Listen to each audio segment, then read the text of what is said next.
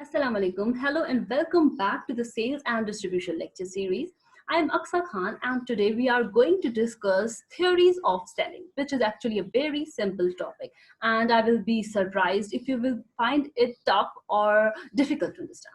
So let's discuss theories of selling.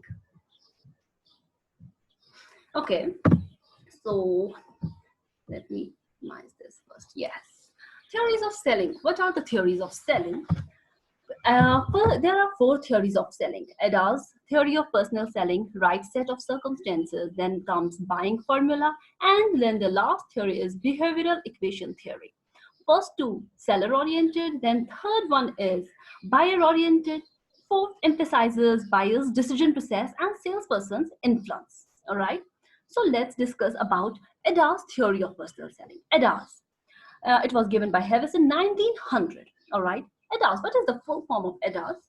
Attention, interest, desire, action, and satisfaction. Why you need attention, interest, desire, action, and satisfaction in your selling? First one, attention. हमें चाहिए attention. ठीक है. Attention getting. पहली चीज जो हमें चाहिए selling में. क्यों? बहुत क्रूशियल स्टेप है ये अटेंशन. आपको अटेंशन क्यों चाहिए कस्टमर का? ठीक है, आपको कस्टमर को क्यों एक ऐसे फॉर्म में लाना है जहां उसको लगे कि हाँ मुझे मेरे पर फोर्स लगाया जा रहा है, हाँ कुछ ना कुछ तो कर रहा है वो बायर वहां से, उसको मतलब उसका अटेंशन जो है वो ग्रैब करने की कोशिश करनी है. बहुत क्रूशियल स्टेप है. इधर प्रोस्पेक्टस को ऐसे स्टेट ऑफ माइंड में लाना है जो सही हो ताकि टॉक जो है कंटिन्यू हो. उसको कुछ इरिलेवेंट नहीं बोलना है. आपको पता है ये ऐसा है, इससे ऐसे फायदे हो सकते हैं, जो उसको लगे कि आप बेकार चीज है ये मुझे बोल रहा है, मेरा इससे क्या लेना देना. कुछ ऐसा नहीं बोलना है. कुछ ऐसा बोलना है ताकि उसको वो भाग ना जाए, वो बोले हाँ हाँ ठीक है मैं कल आ जाता हूँ, ओके बाय. ऐसा कुछ ना हो. ठीक है, उसका अटेंशन ग्रैब करना है. फेस टू फेस इंटरव्यू करना है उसके साथ, कस्टमर के साथ. ठीक है, फुल प्रेजेंटेशन देनी है उसको. उसको ऐसी चीजें बोलनी है जिससे उसका अटेंशन हमारी तरफ आ जाए, हमारे प्रोडक्ट की तरफ, हमारी सर्विस की तरफ आए और वो बोले कि नहीं मेरे फायदे की चीज है, मुझे खरीदनी चाहिए. This is the first step of ADA's theory of personal selling, that is attention. Then comes interest creating. Interest create करना है. क्यों करना है interest create? इंटरेस्ट क्रिएट करना है उसको हाथ में प्रोडक्ट देके या कुछ ऐसा बोलो जिससे उसका इंटरेस्ट बढ़े. ये देखिए हमारा प्रोडक्ट, आप इसको ऐसे कीजिए, आप इसको यूज करने के लिए ऐसे कीजिए. या हम कभी सूट्स वगैरह, ये देखिए कपड़े को हाथ से देखिए. ठीक है, मतलब उसको लगेगा नहीं इंटरेस्ट आ रहा है उसका, हाँ ये तो बड़ा सही है, सच में मैं खुद देख रही हूँ हाथ में, तो इससे इंटरेस्ट क्रिएट हो जाता है. ये थ्योरी जो है इसकी बोलती है पहले आप अटेंशन ग्रैब करें, देन उसका इंटरेस्ट क्रिएट करिए उस चीज को लेकर. ठीक है, then third one is desire stimulating. After the attention getting and creating interest, अब प्रोस्पेक्टस तैयार होना चाहिए प्रोडक्ट लेने के लिए. ठीक है, अब हाँ उसका अपने अटेंशन भी उसका ग्रैब कर लिया, इंटरेस्ट भी उसको आ गया इस प्रोडक्ट में. अब जो है वो प्रोडक्ट लेने के लिए तैयार होना चाहिए. प्रोडक्ट लेने के लिए ऐसे पॉइंट पे वो आया है कि हाँ मुझे अब लेना है. अब अगर कोई ऑब्जेक्शन है उसको, तो उसको आपको केयरफुली हैंडल करना है. अब अगर वो बोलेगा कि हाँ मैं तो हाँ ठीक है आप इसको कितने का देंगे मुझे, लेकिन प्रॉब्लम है कि अगर आप इसमें ऐसा होगा, तो आप उसको बोलना है कि नहीं जी अगर आपके इस प्रोडक्ट में कुछ प्रॉब्लम आ रही है आप कैसे कंटैक्ट कर सकते हैं हमसे, अगर ऐसा लगा आपको कि इससे बेटर आपको इस प्राइस पे मिल रहा है तो आप हमें कैसे बोल, ऐसा कुछ आप उसको बोल सकते हैं. ठीक है, उसको बोलते हैं desire stimulating. Then fourth one is action inducing. Right, अगर सब ठीक था तो प्रोस्पेक्टस लेगा प्रोडक्ट. ठीक है, वो प्रोडक्ट खरीद लेगा आपसे.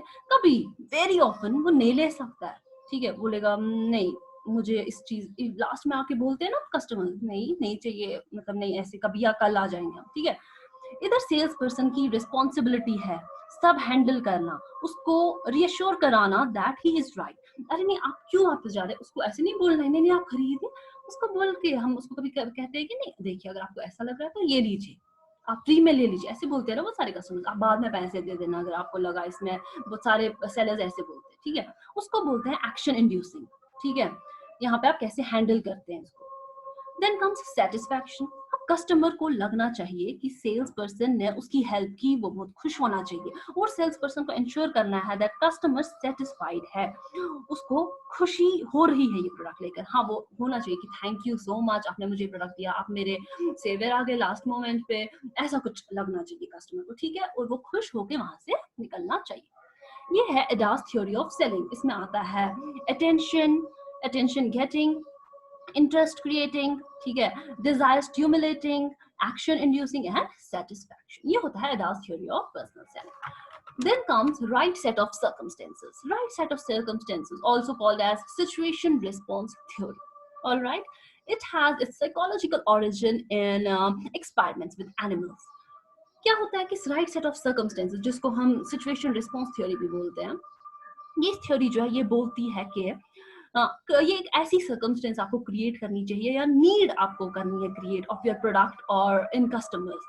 ठीक है, आपके प्रोडक्ट की क्या जरूरत है, उसकी क्या नीड है, ठीक है, ऐसा आपको ऐसे सेल करना है आपको प्रोडक्ट को। ठीक है, क्रिएट गुड सिचुएशन। एग्जाम्पल, हम ट्रेन में बैठे होते हैं, जब हम सुबह ट्रेन में जब मॉर्निंग में क्या होता है, सबको चाय की जरूरत होती है और चाय वाला आ जाता है, वो वहां पे सिचुएशन को देखता है, इंटरनल एक्सटर्नल एनवायरनमेंट को वो देखता है, उसको एनालाइज करता है एनवायरनमेंट को, ठीक है, उन फैक्टर्स को देखता है। तो salesman has to control the situation in such a way as to produce a sale. ठीक है, मतलब कहते हैं ना गंजे को कंघी बेचना, ऐसी सिचुएशन क्रिएट करना। ठीक है, theory says buyers should think everything is normal and salesperson analyze the and manipulate the situation. Buyer को लगना चाहिए सब नॉर्मल चल रहा है, अरे मुझे तो इस चीज की जरूरत है, मुझे चाहिए, ऐसी सिचुएशन आपको क्रिएट करनी है। और सेल्स पर्सन जो है उसको मैनिपुलेट करना है सिचुएशन को, कहाँ पर मेरे प्रोडक्ट की जरूरत है, कहाँ मुझे जाना चाहिए, मुझे कैसे ये कस्टमर के पास लेके जाना है।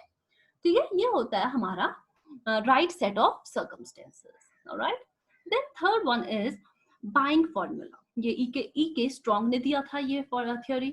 अगर ये हमें क्या बोलता है बाइंग फॉर्मूला, अगर बायर कोई प्रॉब्लम फेस करता है तो सेल्स पर्सन का काम है कि उसकी हेल्प करे। ठीक है, उसकी हेल्प करे सॉल्यूशन निकालने में। ठीक है, कैसे उसकी हेल्प करे, उसका कुछ सॉल्यूशन निकाले, उसकी सेल्स पर्सन की बायर की हेल्प करे, ये सेल्स पर्सन का काम है। ये थ्योरी बोलती है बायर के दिमाग में ऐसा क्या चल रहा है जिसे वो सोच में पड़ा है कि लूं या नहीं लूं, क्यों वो डिलेमा में है, क्यों कंफ्यूज्ड है, क्यों नहीं वो श्योर है, नहीं मुझे खरीदना ही है, क्यों, उसके दिमाग में अगर कुछ क्वेश्चंस है तो उसकी सेल्स पर्सन उसकी कैसे हेल्प कर सकता है। ठीक है, एंड उसका सोल्यूशन निकालना इज मस्ट, आपको उसका सोल्यूशन निकालना है, अदरवाइज वो खुश नहीं होगा, वो सेटिस्फाइड कस्टमर नहीं होगा। इधर क्या होता है कि इधर ब्रांड नेम जो है वो भी बहुत इंपॉर्टेंट होता है। कभी हम कोई अच्छे से ब्रांड की चीज खरीदते हैं तो हम देखते हैं कि नहीं, अगर मेरे दिमाग में कुछ सवाल है तो मैं सोचती हूँ अरे ये तो इतना अच्छा ब्रांड है, इसमें क्यों मुझे कोई शक की गुंजाइश लग रही है। ठीक है, तो ब्रांड नेम जो है वो भी इधर अच्छा काम करता है। तो इसमें हम देखते हैं कि नीड क्या है प्रोडक्ट की, सर्विस की। अगर ट्रेड नेम होता है, ब्रांड नेम अच्छा होता है, तो अगर फिर वो परचेज करते हैं तो या तो सेटिस्फाई हो सकते हैं या वो डिससेटिस्फाई हो सकता है हमारा कस्टमर। Right, then comes fourth, behaviour equation theory. In this theory 4 elements, कौन से elements, drives, cues, response and reinforcement. Drives, DRIVs, drives, cue, response and reinforcement play an important role in describing stimulus response mode. Drive, what is drive? A strong internal stimulus. Cues, weak stimulus when the buyer responds. Triggering, non-triggering event, or we can say triggering or non-triggering response. What does buyer do? Reinforcement, event that strengthens the buyer's response tendency. All right, it was behavioral equation theory. First, we described, or we can say we discussed Ada's theory of personal selling, then right set of circumstances, उसके बाद buying formula, और then behavioral equation theory. अब हम देखते हैं, I hope ये आपको समझ आया होगा। अब हम देखते हैं प्रोस्पेक्टिंग फॉर कस्टमर क्या होता है, जो कि हम बहुत ज्यादा यूज करते हैं सेलिंग में ये टर्म।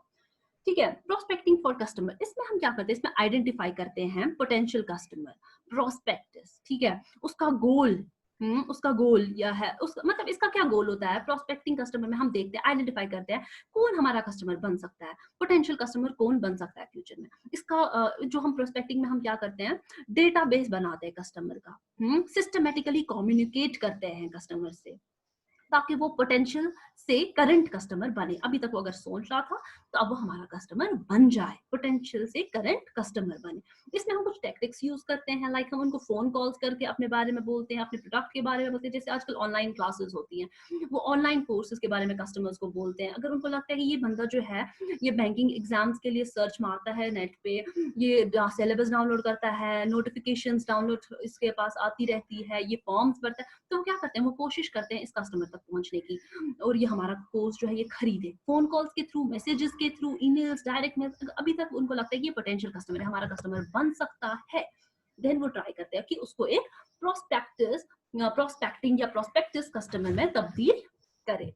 ठीक है, ये होता है हमारा prospecting customer. Okay, prospecting for customers. तो हमने इसमें हमने डिस्कस किया theories of selling, then we discuss about prospecting customer. I hope आपको समझ आया होगा। Thank you so much, have a nice day.